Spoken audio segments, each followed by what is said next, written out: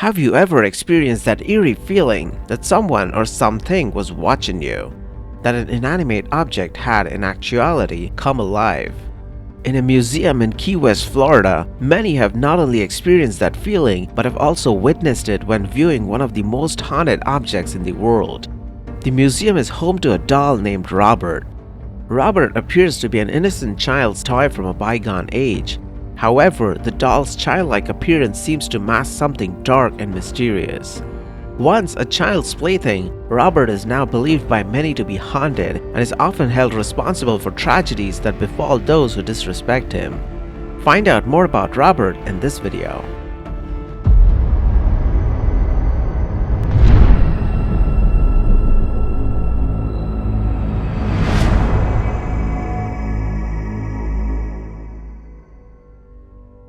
Robert the doll was originally owned by the Otto family, specifically a little boy named Robert Gene Otto. It was a birthday gift from his grandfather who bought it on a trip to Germany. He decided to name the doll Robert after himself and preferred to call himself Gene. Gene was fascinated by the doll and it was a treasured possession and a constant companion to the little boy. At first, Robert seemed like an ordinary doll, but according to legend, strange things started happening to the Otto household. The first hint that something out of the ordinary was happening was one night when Gene, who was only 10 years old, awoke to find Robert the doll sitting at the end of his bed, staring at him. Gene's parents, Thomas and Minnie, would often hear their son talking to the doll. It seemed normal until one day when they heard a deep voice answering back. When they opened the door, they saw Gene alone in his room. As time passed, more sinister things started happening in the house. One night, they heard Gene scream. When they went upstairs and opened the door, they found Gene curled up with fear on his bed, his room in shambles, and Robert sitting at the foot of his bed. They would find objects around the house changing positions and Gene's other toys being mutilated. Anytime anything strange happened in the house, Gene would blame it on Robert. The parents reported seeing the doll speak and his expressions change. Giggling and sightings of Robert running up the steps or staring out the upstairs window were also reported. Gene began to blame Robert for mishaps that would occur around the house. Thomas and Minnie eventually put the doll in the attic. There are a few different accounts of the origin of Robert.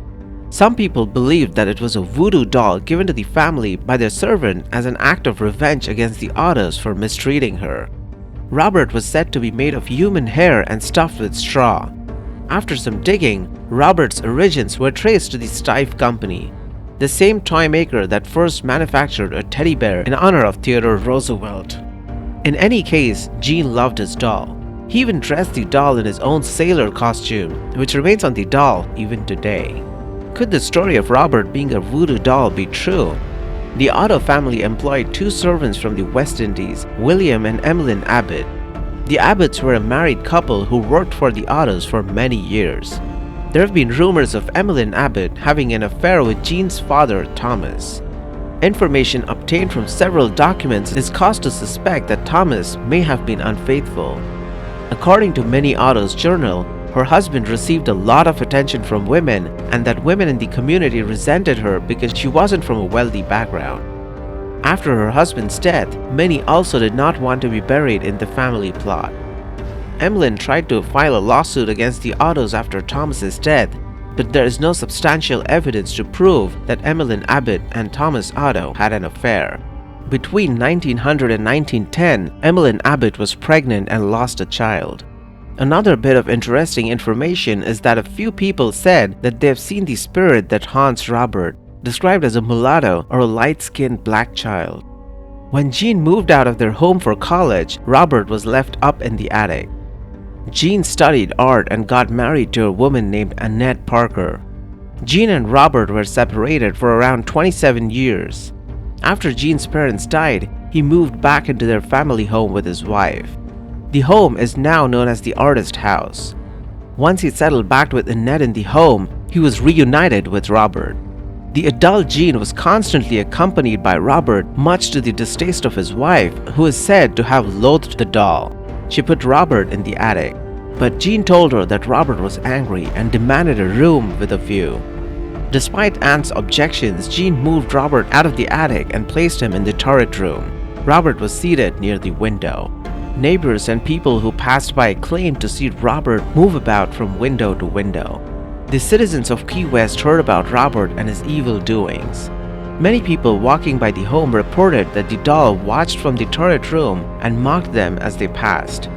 School children feared walking by the Otto home in fear of Robert's mean glare. The Ottos themselves claimed to hear the doll giggle and swear that they caught glimpses of the doll running around the house. A plumber working alone in the turret room once fled the house in terror after he heard Robert giggling. Gene Otto passed away on June 24, 1974. It was determined that his death was caused by Parkinson's disease. It was reported that in the months leading up to his death, Gene spent most of his time in the attic talking to Robert.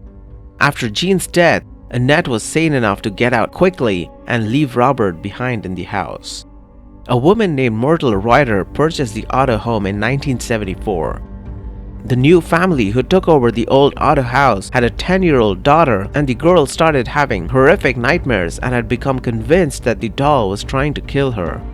In 1994, Myrtle donated Robert to the Fort East Martello Museum, claiming he moved around the house on his own and was haunted. Myrtle died less than 3 months later. After Robert arrived at the museum, paranormal activity decreased at the artist house and increased at the museum.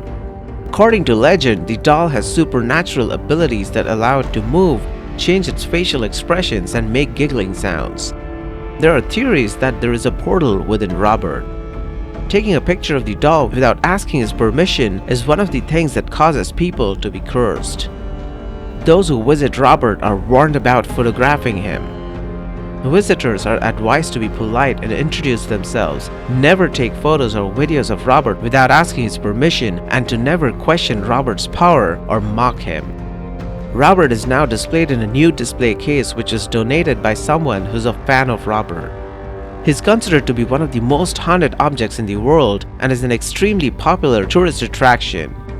Museum staff claim that they keep finding him in different positions, cameras break in his presence, footsteps are heard around the museum in the night, and his expression is known to change in a way that can chill the blood. Robert regularly receives letters from those who have visited him but disrespected him and broken his set of rules. Many of those letters describe the misfortunes they've had since visiting Robert and beg him to lift his curse. Many people visit Robert as skeptics and leave convinced that there is something to the story. But how much of the story is real? Could it be that a family chose to blame the disturbed behavior of their son on a doll to hide some sort of mental illness?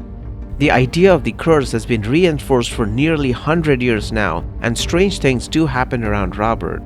Either way, it is just better to politely ask Robert for permission to take his photos, just to be on the safe side. Thank you for watching the video. If you found the video interesting, please hit the like button and consider subscribing to Shounvolution for more such content.